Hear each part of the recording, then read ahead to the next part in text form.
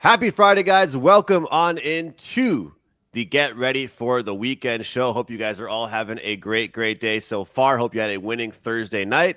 Jeff, happy Friday. How are you?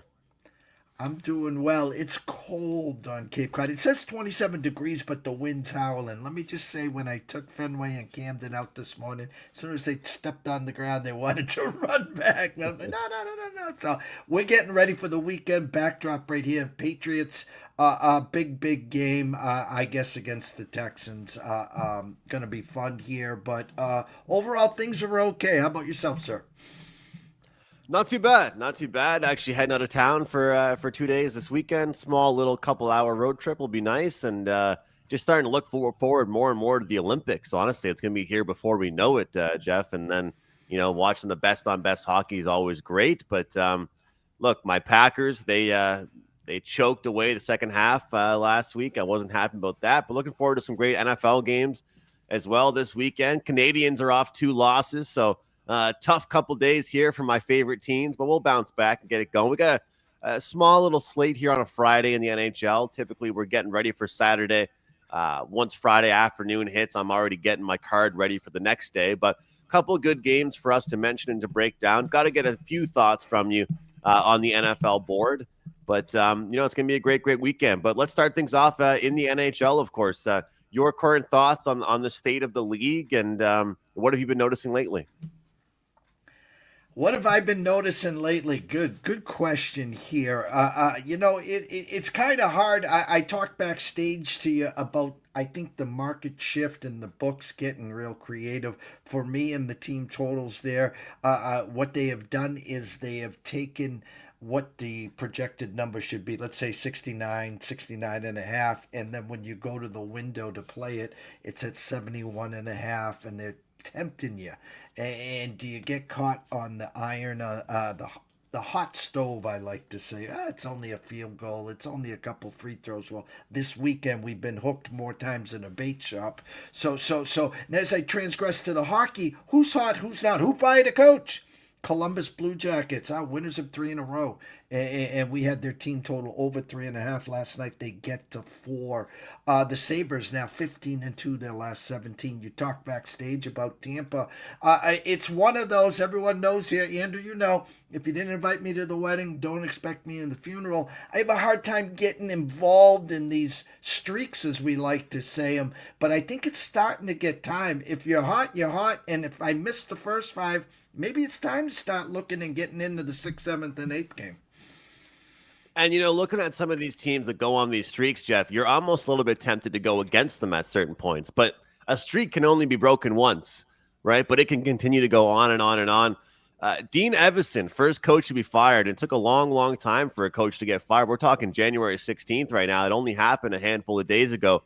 Rick Bowness, who was on his boat having a good time, gets the call. From the way it sounds, he might not be the coach for the next several years. Might be just a fill-in for the rest of the season. Who knows?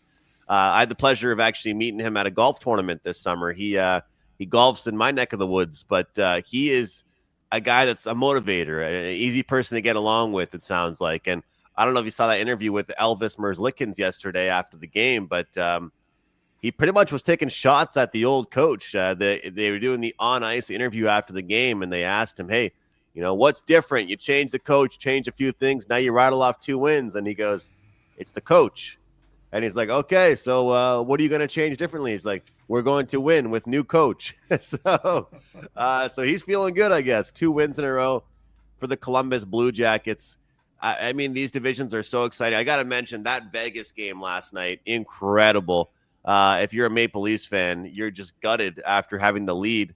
What was it? 2-0 lead, 3-1 lead for them. And, Mitch Marner, no goals, but 3 assists for him in the Marner Bowl, Vegas against Toronto. And, just a crazy game there. 7 seconds left. And the crazy thing is they tied it up once, Jeff. Then it was an offside challenge. And then with 7 seconds left, they tied it up. And then, of course, they go on to win it in overtime.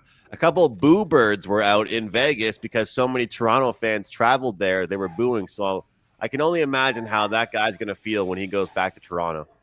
I did want to make mention it was a special night last night at the Garden as they raised Zdeno Charo's number to the rafters, and I saw a lot of the old timers there as they were some, I mean, we're talking, I grew up, the first hockey player I ever remember was Bobby Orr, and that's one guy that is in his, early to middle 70s, doesn't it looks like he could put the skates on and go play right now, and you see some of the other old timers, which really got me involved in hockey in the early 70s.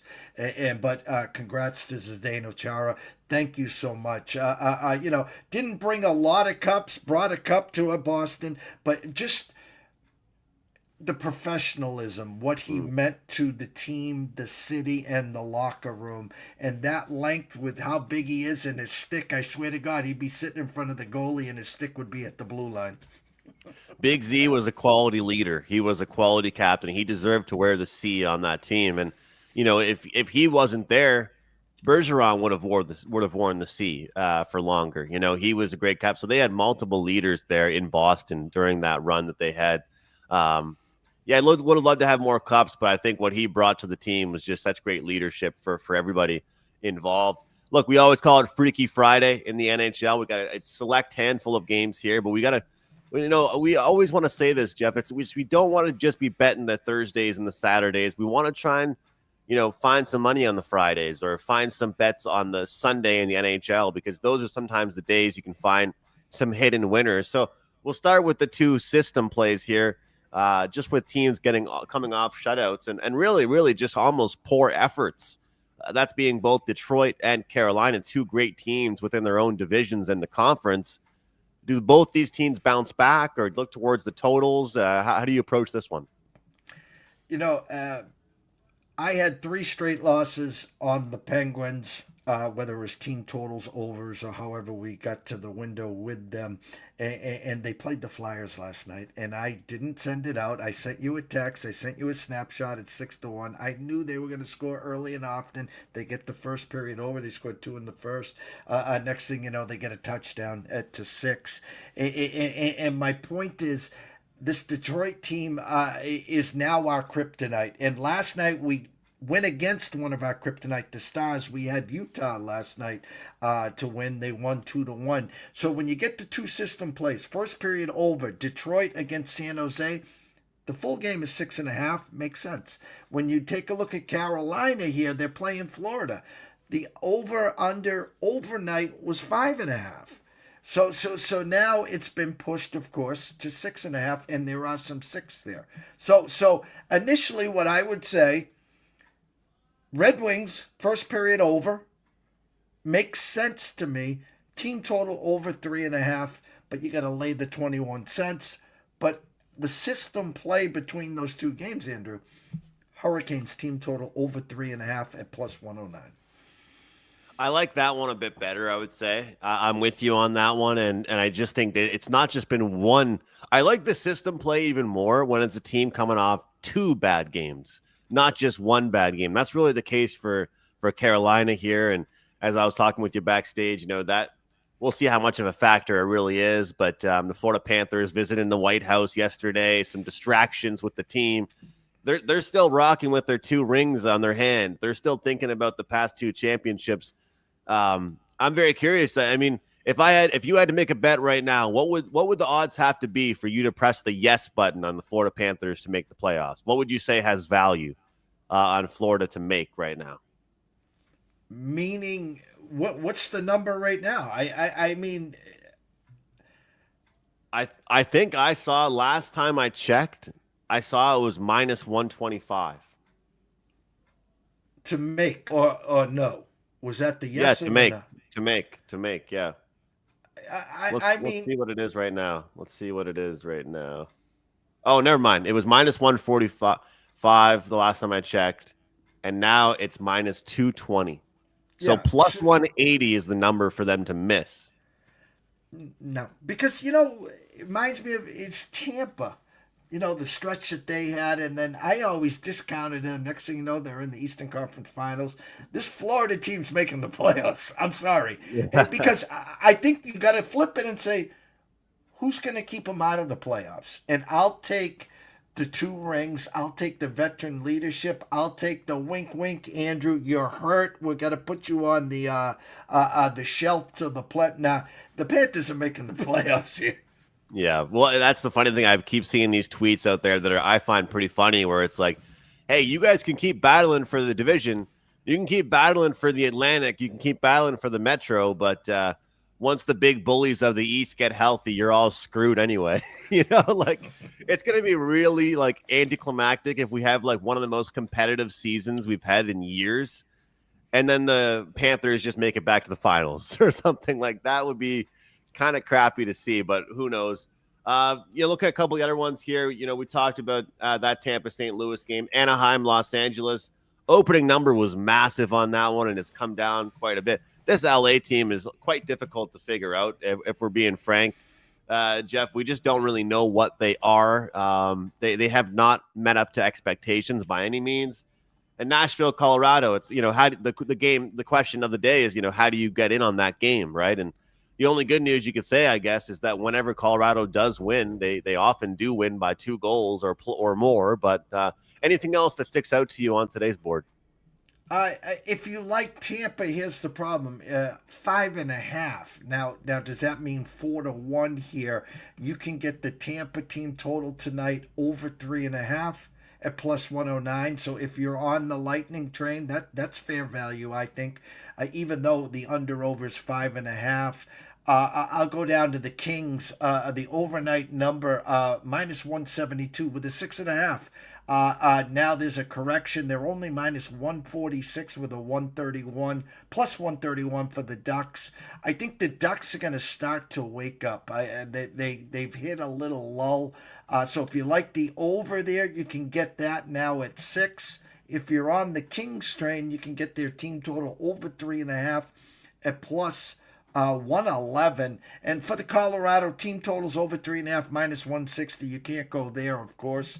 The over under is a 6.5, now a 6. If you're looking to scratch an itch today, it's Freaky Friday. Look for the alt button and take the Avs team total over 4.5. Hope that they get to 5 or better, and you can get some good plus money there, Andrew. And just with this Preds team, I feel like it's hard for them to put together really good outings in a row, and they actually had a pretty tough schedule lately. They played the Oilers 2 games in 2 weeks, maybe even less than that. And they played some other really good teams. So, hey, it's like, the good teams don't stop here. Here come the Colorado Avalanche. That's not going to be easy for them. I like that. And you've showed me those bets quite a bit, and what a difference it makes, going from that heavily juiced 3.5 to a 4.5 with the team total. We're seeing a minus 300. There's ways we have to be able to kind of go around this to get a decent number here. The LA one's going to be very interesting.